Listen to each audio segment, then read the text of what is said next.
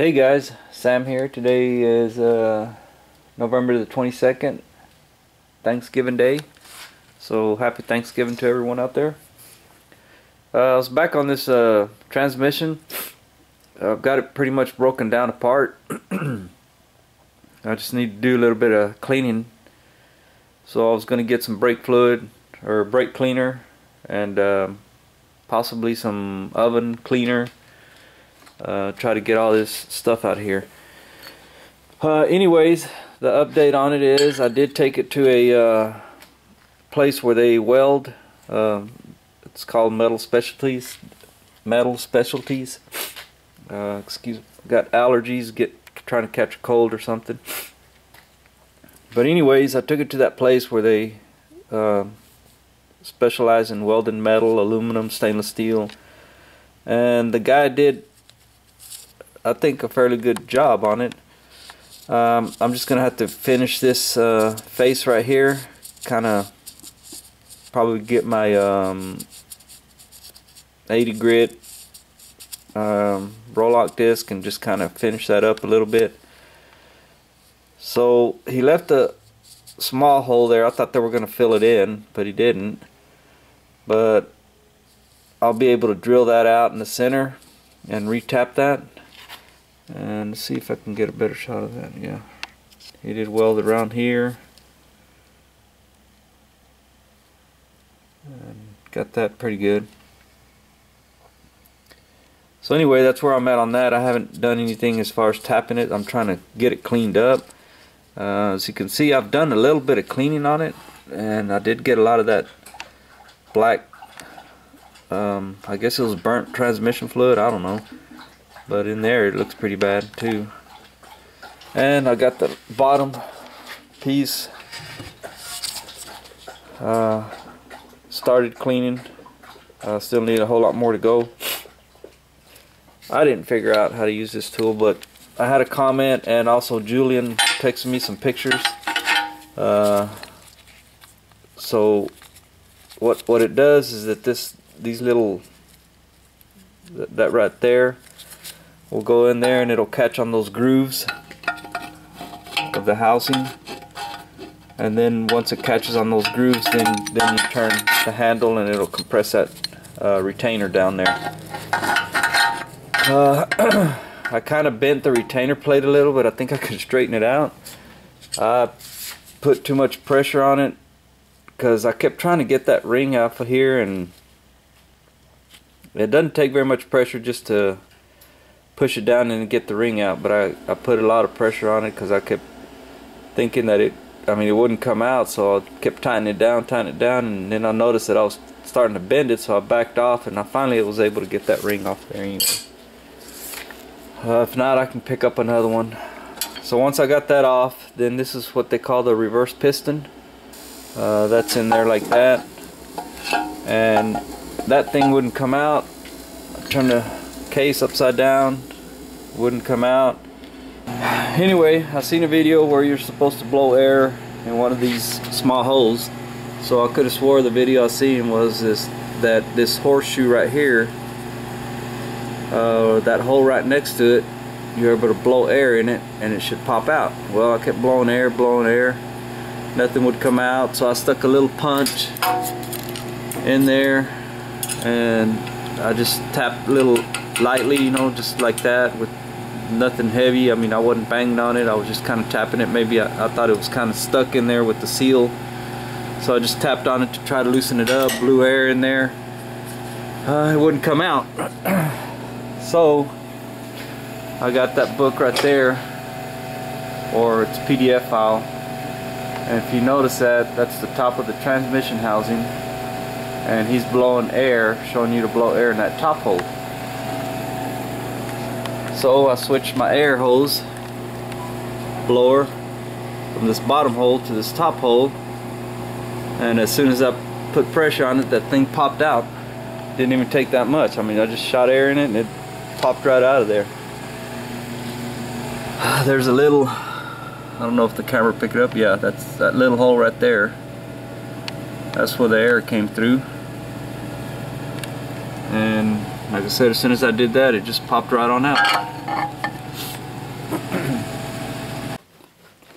Hey guys, Sam here. Today is Friday, November 23rd. It's the day after Thanksgiving. Here's the transmission after cleaning it up.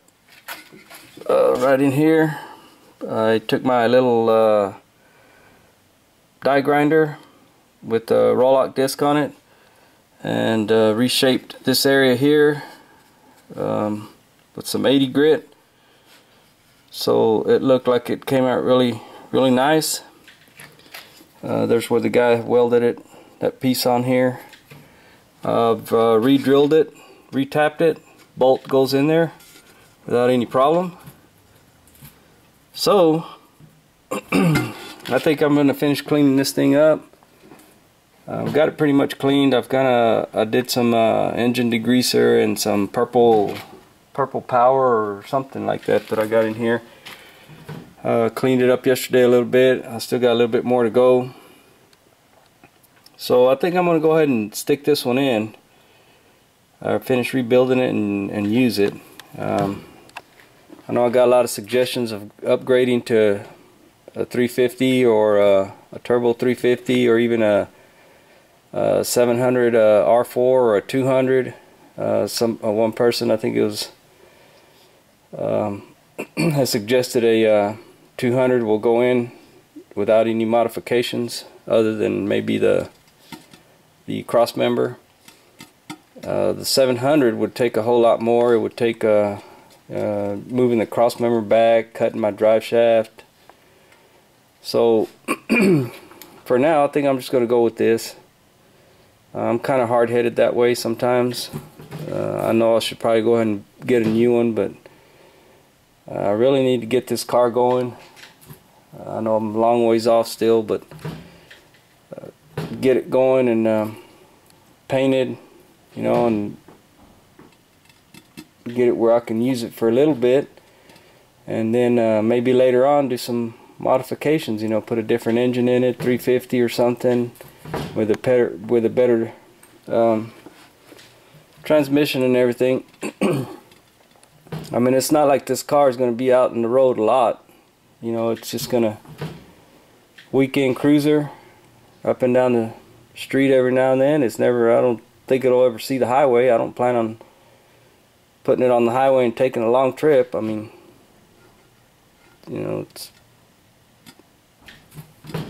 I'd like to, but anyways, it's not going to be like that for a while anyway. So I think this will serve its purpose for the meantime. I got the bottom pretty much cleaned up also. It looks a whole lot better than what it did. If you remember, it was really black in there. I still need to get up in this area. I'm going to go ahead and take this shifter out, take some pictures of the way it's in there, take it out, and clean up that part in there. Got to get some of this paint off still on the outside, this orange paint. I'm going to paint it just silver or aluminum paint, and probably just spray bomb it. I'm not going to make the effort to mix up some paint and stuff. Just get some rattle can from Eastwood or maybe here locally and take care of that. Alright guys, if I get anything else done, I'll bring you back. Hey guys, Sam here. I'm continuing on and rebuilding this Powerglide, so I'm working on the front pump. So far I've got it broke down apart, got it cleaned up on the inside, cleaned it with some solvent, brake cleaner, thinner, whatever else I could find. Let's see, there's a little spring pump type deal in here. I took it apart, cleaned the inside also, so it should be working good. Springs back and forth. Has a little pin right here. You push out, take that out. Got the front seal taken out. So put a new front seal. Replace that bushing. The torque converter hub goes in here. So here's the old bushing.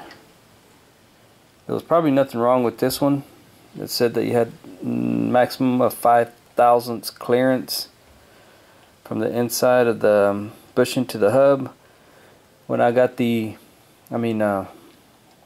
torque converter hub goes in here, so 5,000 clearance, and I didn't even have that, so no more than 5,000 clearance it said. Anyway, I got a new one in the kit. I went ahead and pulled this one out, put a new one in there. So got that done. So fixing to put the seal on here, and then put this pump back together, and maybe give it a coat of paint here on the outside, some black paint or something, rattle can. Let's see what else. Got a mess in here.